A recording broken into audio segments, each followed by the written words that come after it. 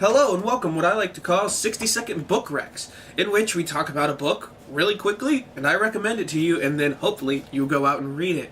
Today we're going to be talking about Patrick Rothfuss' The Name of the Wind.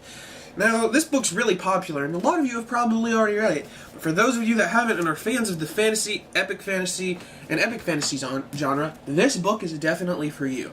This book tells the story of Kvothe, and it comes from the narrative style of first person, but it's done in a retrospect, so we get to see this character's reactions and his thoughts about his own life, which makes for a very powerful, very emotional struggle as this character, who is basically a living legend, looks back on his life and thinks, wow, what have I done? How have I gotten to this point?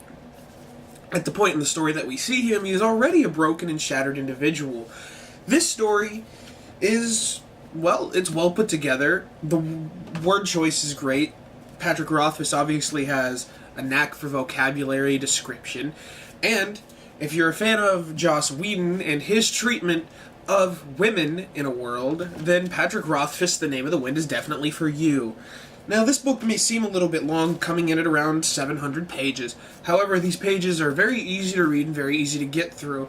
So, if you're looking for a series in fantasy that has a really nice world, has a character that's emotional, badass, and is kind of broken, then this is definitely for you, especially if, like me, you're a fantasy fan who's tired of all the dreck and all the regurgitated Tolkien-styled epic fantasy.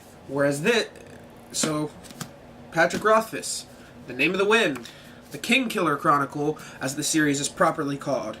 For fans of epic fantasy, this is where you need to go for modern day things. Anyway, this has been the Fallout Experiment with 60-second book recs. Come back next time for another one.